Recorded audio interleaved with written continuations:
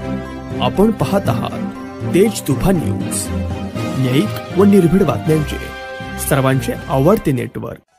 आंबेगाव तालुक्यातील सुपेधर येथे एका अपंग व्यक्तीला त्याच्या राहत्या घराकडून त्याच्या वीटभट्टीकडे जाणाऱ्या रस्त्यावर जेसीबीने चढ घेऊन रस्ता वहिवाटीपासून वंचित ठेवल्याचा प्रकार घोडेगाव पोलीस स्टेशनला दाखल फिर्यादीत समोर आला आहे। घोडेगाव पोलीस स्टेशनने सदर अपंग व धरणग्रस्त व्यक्तीला झालेला रस्ता उत्खनन, शिवीगाळ व धमकीची गंभीर दखल तात्काळ घेऊन दिव्यांग कायद्याप्रमाणे गावातील सरपंचासहित 5 लोकांवर गुन्हा दाखल केला आहे। परंतु मोजणीला विरोध केला म्हणून सदर जेसीबीने रस्ता उखलला गेला असे सरपंच शंकर गांगड यांनी तेज तुफानच्या मुलाखतीमध्ये खुलासा देताना म्हटले आहे। घोडेगाव पोलीस स्टेशनला दाखल FIR क्रमांक 26/2025 प्रमाणे व 90% अपंग राजाराम मच्छिंद्र जगदाळे यांचे पोलीस स्टेशनला फिर्यादीत म्हटले आहे की दिनांक 11 फेब्रुवारी रोजी 6 वाजता सुपेधर कॉलनी येथे सरपंच शंकर गांगड, प्रकाश, किसन, रमेश, विशाल, प्रवीण व ओंकार हे गांगड कुटुंबीय व शंतनू लक्ष्मण व देवीदास हे कोकणे नावाचे लोक त्यासाठी त्या ठिकाणी शंकर केंद्रे यांचा जेसीबी घेऊन येऊन माझ्या घराकडून वीटभट्टीकडे जाण्याचा सुमारे 25 वर्षाचा रस्ता डांबरीपासून चढ घ्यायला सुरुवात केली। मी व माझी पत्नी संगीता व भाऊजय त्यांना बोललो की आमच्या घराकडून वहिवाटीचा तसेच गुराणा नदीकडे पाणी पाजण्यासाठी नदीकडे जाण्यासाठीचा जुना रस्ता आहे तो नका उकरू, पण त्यांनी ऐकले नाही। ए लंगड्या बाजूला हो, मध्ये आलास तर जीवे मार अशी धमकी तिघांना दिली व शिवेगाळ केली व पोट भरू आहेस तू, आमच्या गावात तू वीटभट्टी चालवतोस कसा ते पाहतो आम्ही, तू इथे हद्दीच्या मोजणीत अडवा येतोय ना, तुला तुझी वीटभट्टी चालू देणार नाही।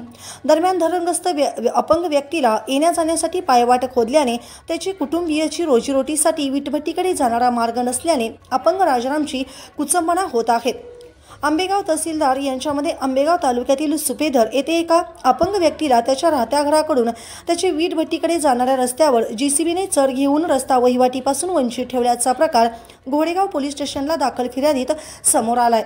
घोडेगाव पोलीस स्टेशनने सदर अपंग व धरणग्रस्त व्यक्तीला झालेला रस्ता उत्खनन, शिवीगाळ व धमकीची गंभीर दखल घेऊन दिव्यांग कायद्याप्रमाणे गावातील सरपंचासहित 5 लोकांवर गुन्हा दाखल केला आहे। परंतु मोजणीला विरोध केला म्हणून सदर जेसीबीने रस्ता उखलला गेला असे सरपंच शंकर गांगड यांनी तेज तुफानच्या मुलाखतीमध्ये खुलासा देताना म्हटले आहे।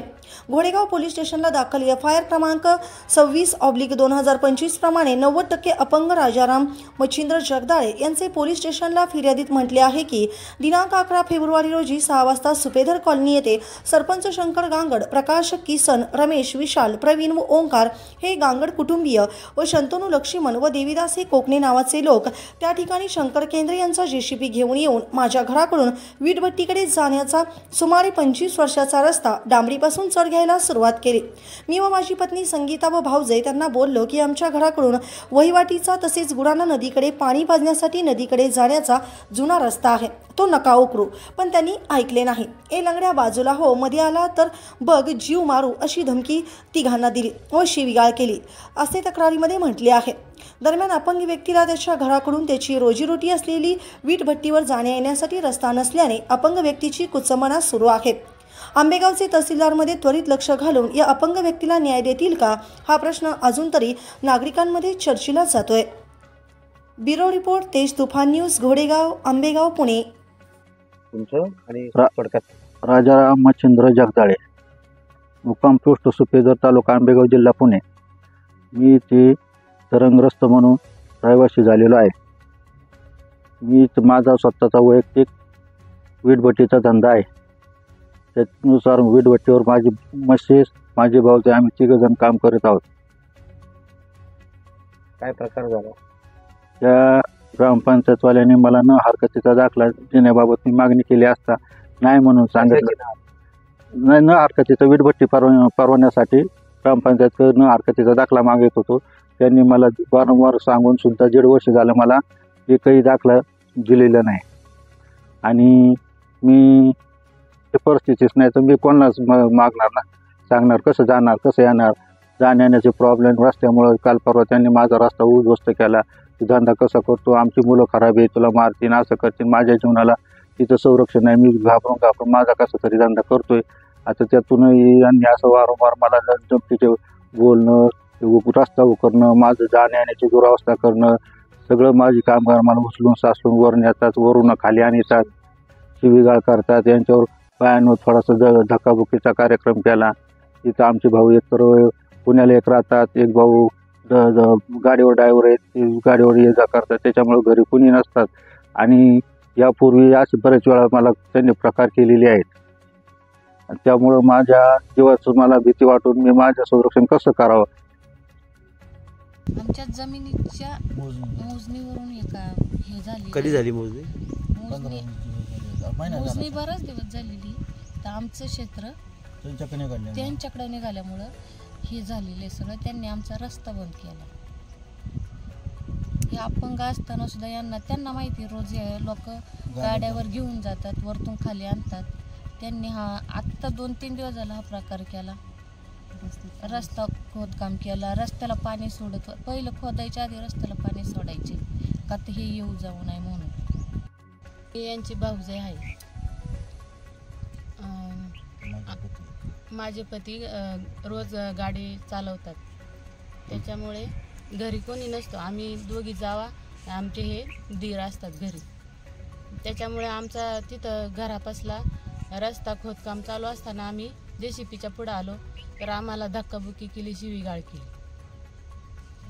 काय परिस्थिती? यांना कसं न्यावं लागतं, आणावं लागतं? तुम्ही काय मदत करता? त्यांना रोज गाड्यात ने-आण करावी लागते. म्हणजे ओढायचा गाडा, वीटभट्टीचा गाडा, त्या गाड्यामध्ये वीटभट्टीच्या गाड्यात ने-आण करावी लागते. आणि आता कसं काय करायचं? आम्ही आमचा रस्ताच बंद केलाय. त्यांनी सगळंच बंदच झालं. काय मागणी कराल प्रशासनाला, तहसीलदारांना? तहसीलदारांनी आमची दखल घ्यावी चांगली आणि त्यांच्यावर कारवाई करावी, आम्हाला न्याय मिळावा. नाही, त्या जगदाळ्यांनी हरकत घेतली ना का मोजणी होऊ दे म्हणून. आमची झाली, शेजाऱ्यांची झाली.